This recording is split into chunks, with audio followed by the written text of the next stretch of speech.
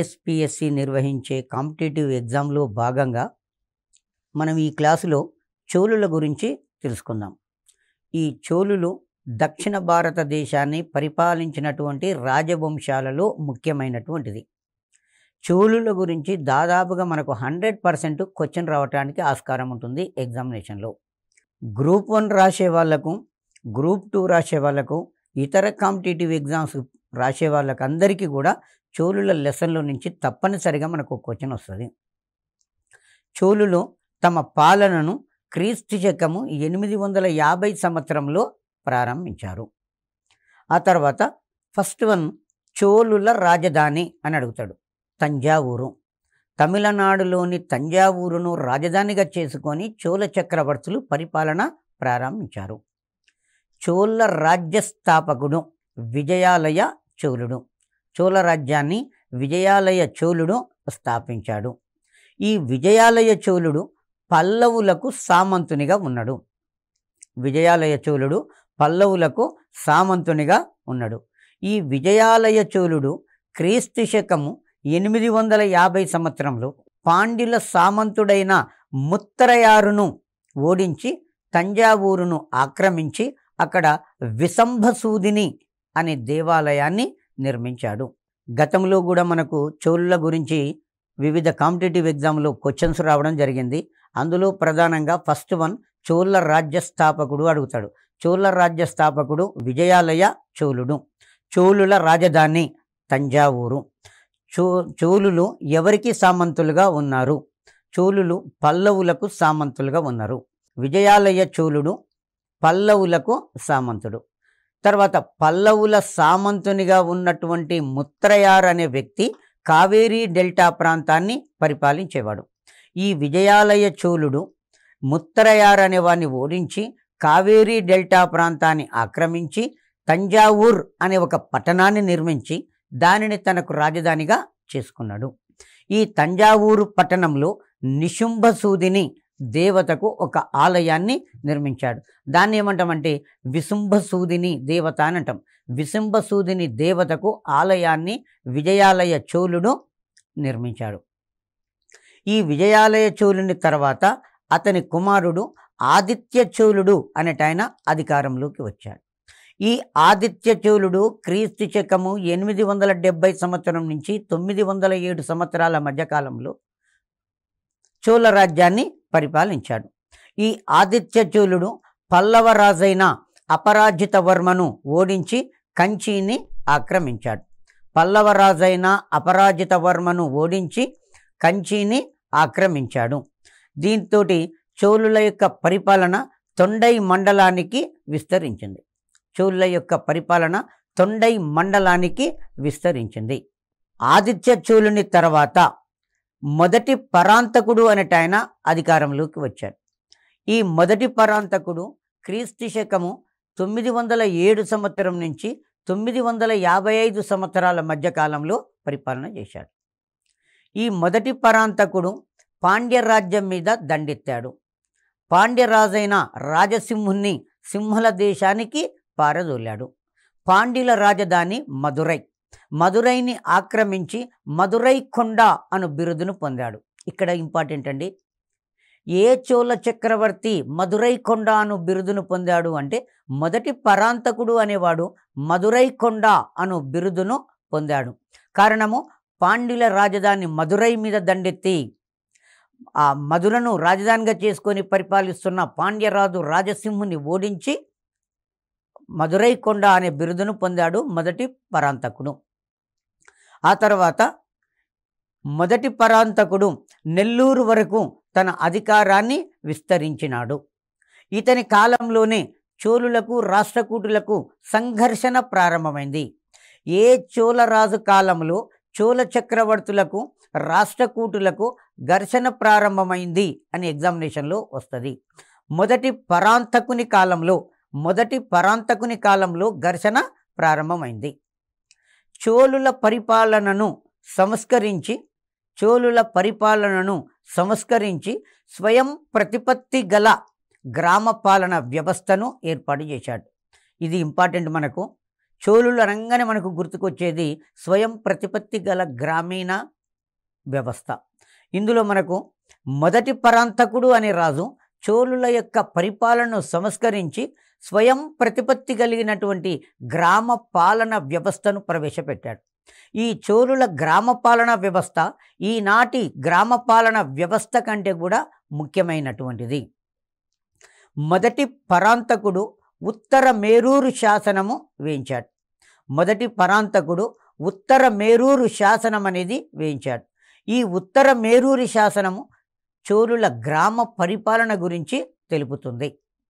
ఉత్తర మేరూరు శాసనం చెంగల్పట్టు జిల్లాలో ఉన్నది.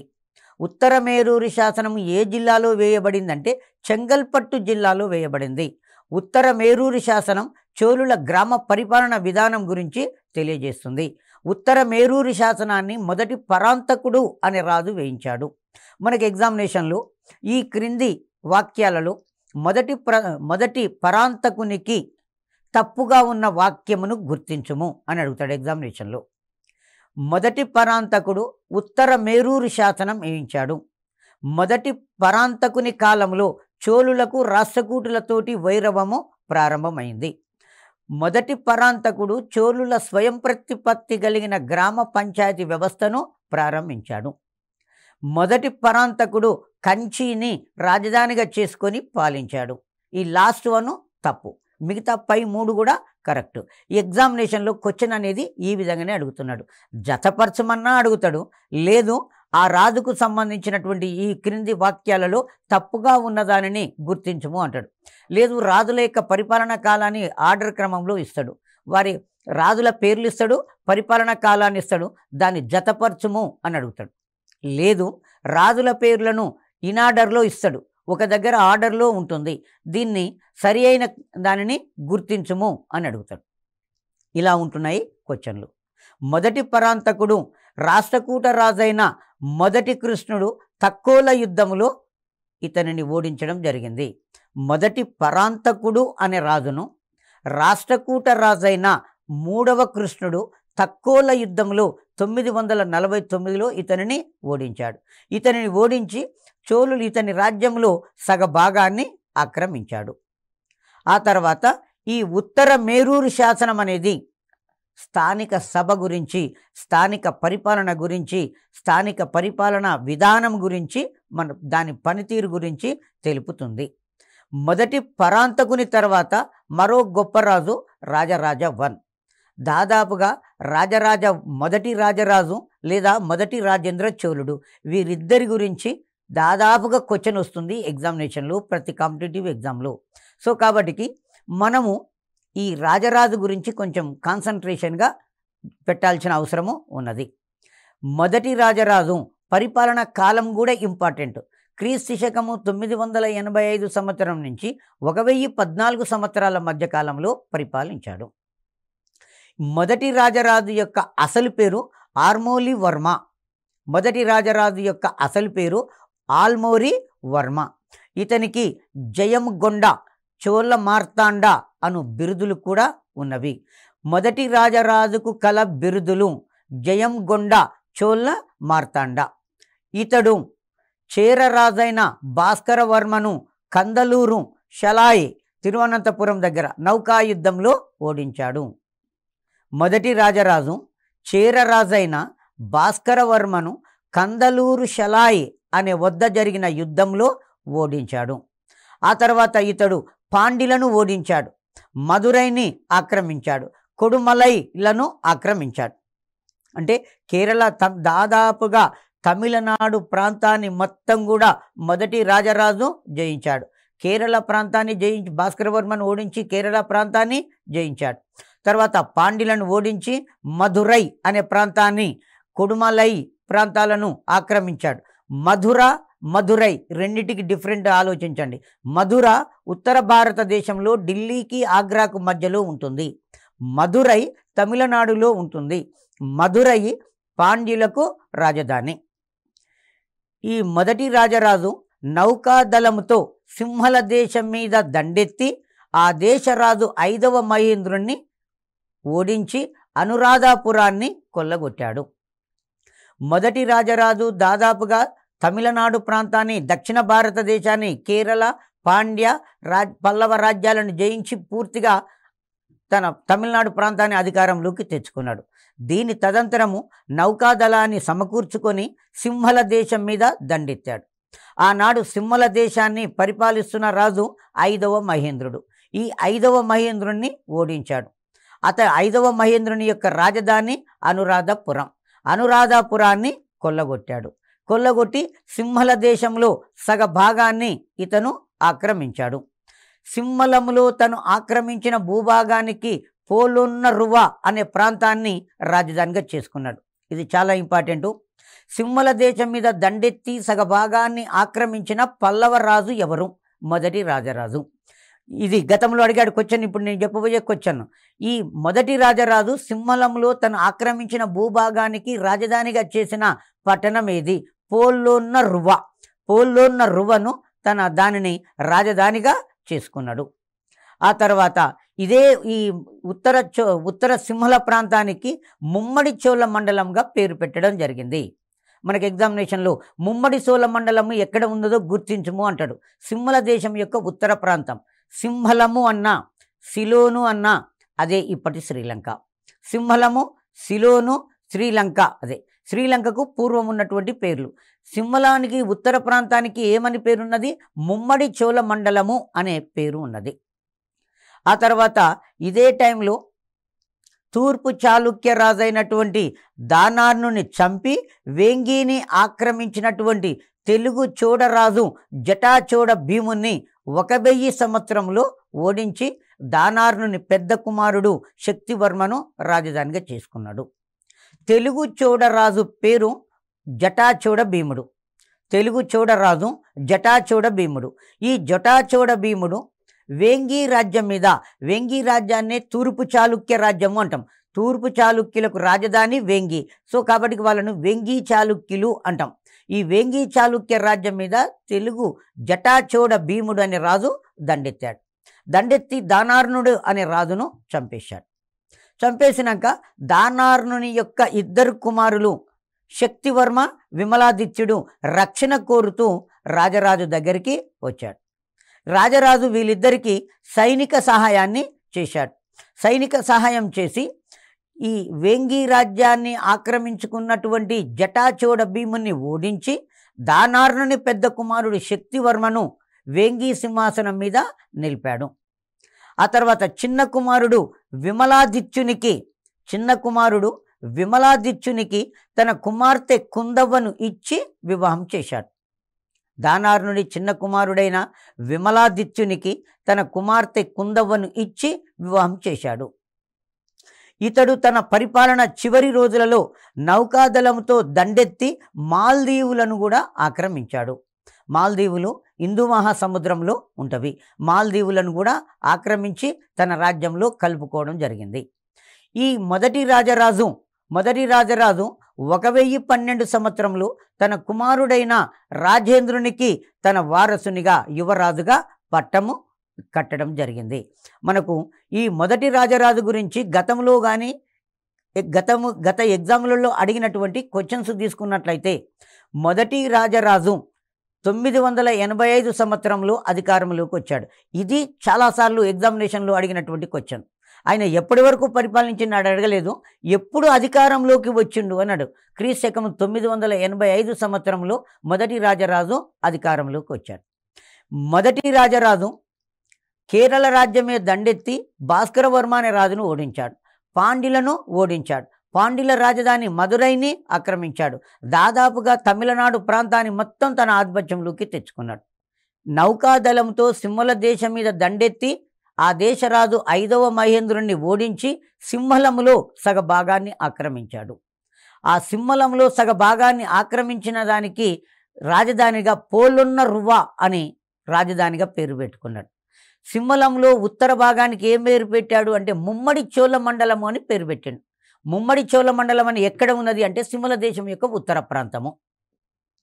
ఆ తర్వాత తన పరిపాలన చివరి కాలంలో నౌకాదళంతో మాల్దీవుల మీద దండెత్తి మాల్దీవులను ఆక్రమించాడు. 1012 సంవత్సరంలో తన కుమారుడైనటువంటి మొదటి రాజేంద్రునికి తన వారసునిగా ప్రకటించి యువరాజుగా పట్టాభిషేకము జరిపాడు. ఇదే టైంలో విదేశాలలో ఏర్పడిన భారతీయ సామ్రాజ్యము శ్రీ విజయ సామ్రాజ్యం. ఈ శ్రీ విజయ సామ్రాజ్యంతో దండయాత్ర చేశాడు. భారతదేశం యొక్క తూర్పు తీర ప్రాంతాన్ని పరిపాలించిన అన్ని రాజవంశాలు కూడా, అందరు రాజులు కూడా దాదాపుగా ఎక్కువ మంది సంతానాన్ని కనడం వలన ఆ సంతానానికి ఆగ్నేయ ప్రాంతాన్ని జయించి అక్కడ ఒక కొత్త రాజ్యాన్ని స్థాపించి తన సంతానాన్ని అక్కడ నిలపడం జరిగింది. అలా విదేశాలలో ఏర్పడిన భారతీయ సామ్రాజ్యము శ్రీ విజయ సామ్రాజ్యం. ఈ శ్రీ విజయ సామ్రాజ్యంతో ఈయన స్నేహ సంబంధాలను ఏర్పాటు చేసుకున్నాడు. తర్వాత మొదటి రాజరాజు మహాశివ భక్తుడు. శివుని మీద అపారమైనటువంటి ప్రేమతోటి శివపాదశేఖర అను బిరుదు పొందాడు. శివపాదశేఖర అనే బిరుదు కలిగినటువంటి చోళ చక్రవర్తి మొదటి రాజరాజు.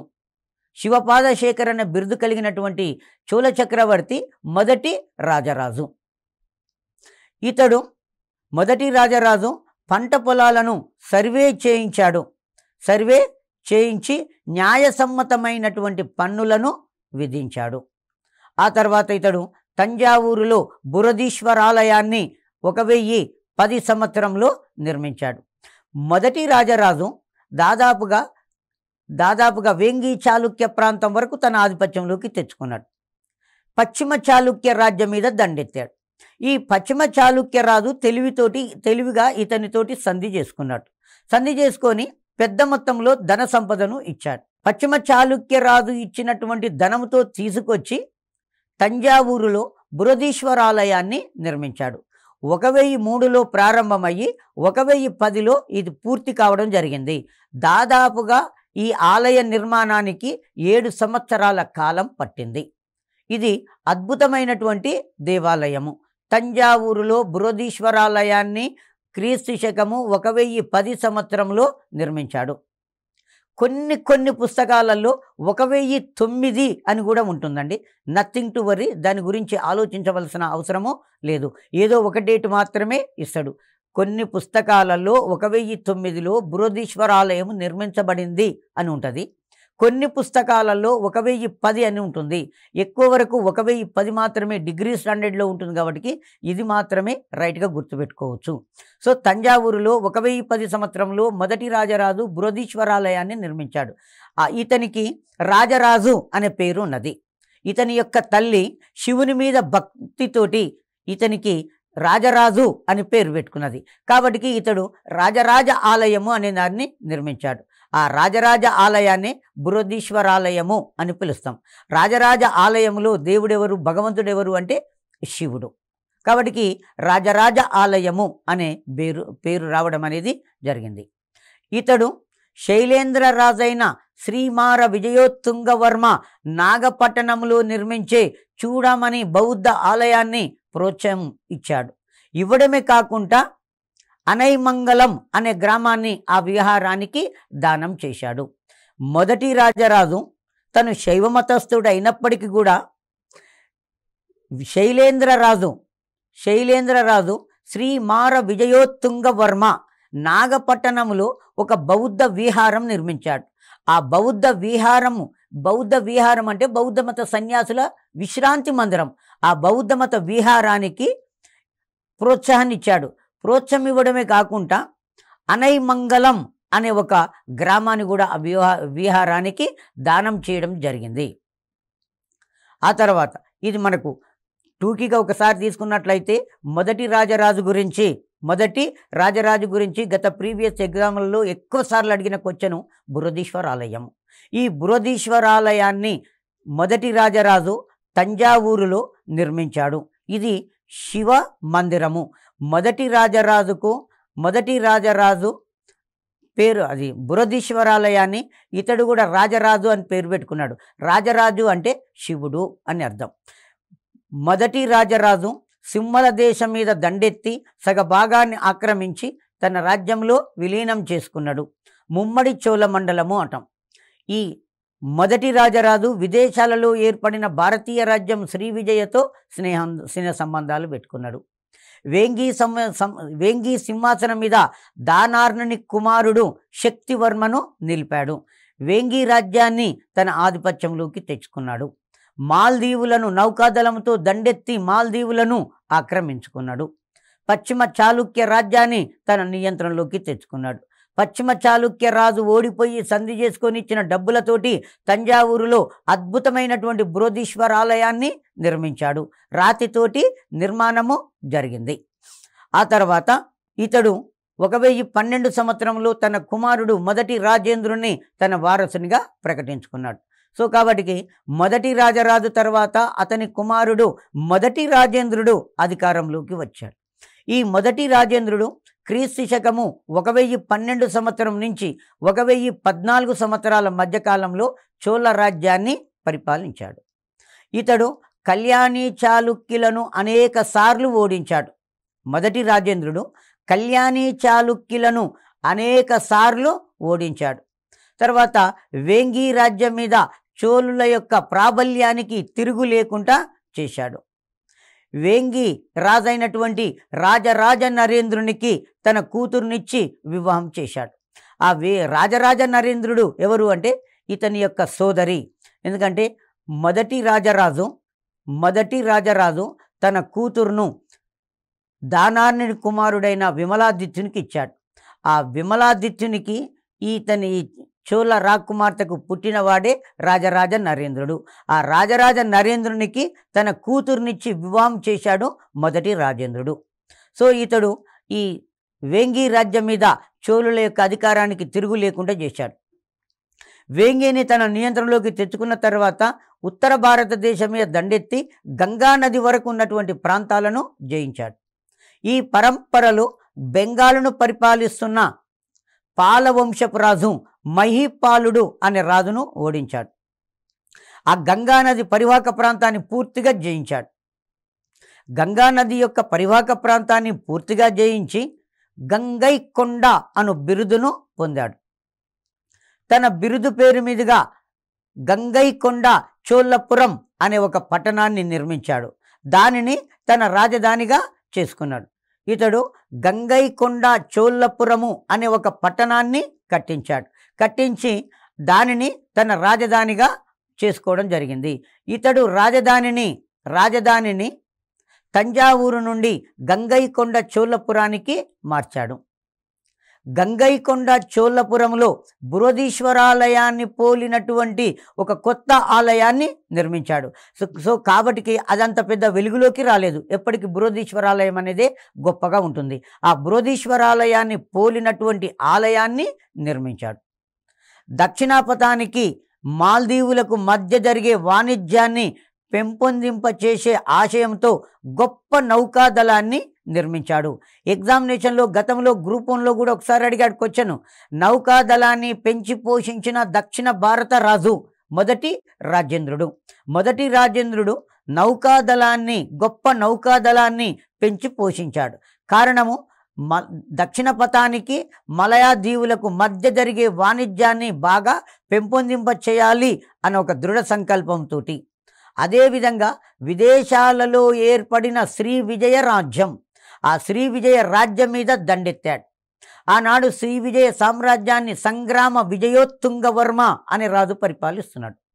శ్రీ విజయ సామ్రాజ్యాన్ని సంగ్రామ విజయోత్తుంగవర్మ అను రాజు పరిపాలిస్తున్నాడు. సంగ్రామ విజయోత్తుంగవర్మ అను రాజును ఓడించాడు. ఈ శ్రీ విజయ సామ్రాజ్యానికి రాజధాని కడారమును పట్టుకొని దాన్ని కొల్లగొట్టి కడారము గొండ అను బిరుదును పొందాడు. ఈ మొదటి రాజేంద్రునికి 2 బిరుదులున్నాయి.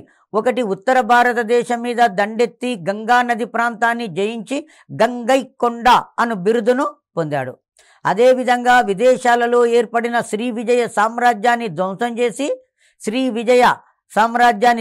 చేసి దాని రాజధాని కడారమును పట్టుకొని కడారం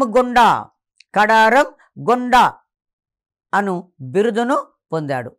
ఆ తర్వాత ఇతడు తూర్పు చాళుక్య రాజు రాజరాజ నరేంద్రునికి తన కూతురు అమ్మంగదేవిని ఇచ్చి వివాహం చేశాడు. ఆ తర్వాత ఈ చోళరాజు నౌకాదళాన్ని గొప్ప నౌకాదళాన్ని పోషించాడు. గంగైకొండ చోళపురమును నిర్మించి దానిని తన రాజధానిగా చేసుకున్నాడు.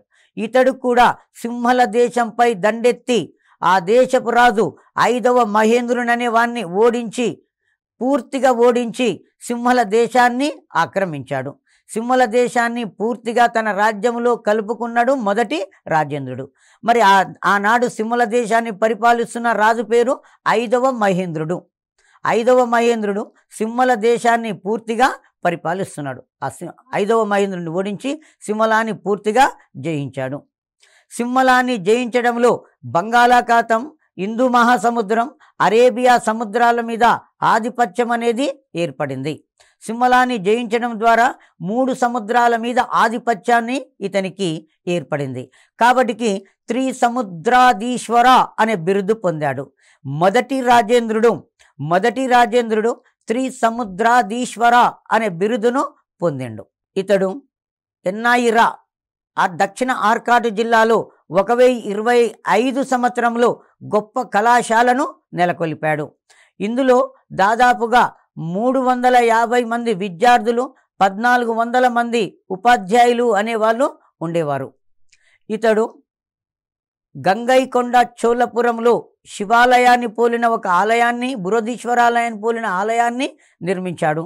తర్వాత రాజకీయ వాణిజ్య ప్రయోజనాల కోసం చైనా దేశానికి 2 రాయబారులను పంపాడు. మొదటి రాజేంద్రుడు చైనా దేశంతో వర్తక వాణిజ్యాలను పెంపొందించుకోవడం కొరకు చైనా దేశానికి 2 రాయబారులను పంపినాడు. మొదటి రాజేంద్రుని గురించి ఎగ్జామినేషన్లో క్వశ్చన్ ఏమడుగుతున్నాడు అంటే గంగైకొండ బిరుదు కలిగినటువంటి చోళ చక్రవర్తి మొదటి రాజేంద్ర చోళుడు. తర్వాత రాజరాజ నరేంద్రునికి తన కూతురు అమ్మంగదేవినిచ్చి అతడు 2 సార్లు రాజ్యాన్ని కోల్పోతే తిరిగి సింహాసనం మీద నిలిపిన చోళ చక్రవర్తి మొదటి రాజేంద్ర చోళుడు. గొప్ప నౌకాదళాన్ని పోషించిన చోళ చక్రవర్తి మొదటి రాజేంద్ర చోళుడు. ఇది చాలాసార్లు కాంపిటేటివ్ ఎగ్జామ్లో అడుగుతున్నటువంటి బిట్టు. విదేశాలలో ఏర్పడిన భారతీయ సామ్రాజ్యం శ్రీ విజయ సామ్రాజ్యాన్ని పూర్తిగా జయించిన చోళ చక్రవర్తి మొదటి రాజేంద్ర చోళుడు. తర్వాత మొదటి రాజేంద్ర చోళుడు ఓడించిన శ్రీ విజయ సామ్రాజ్యపు చక్రవర్తి సంగ్రామ విజయోత్తుంగ వర్మ. ఇతడు సింహళ దేశాన్ని పూర్తిగా జయించి ఆ దేశపురాజు 5వ మహేంద్రుణ్ణి బందీ గావించాడు.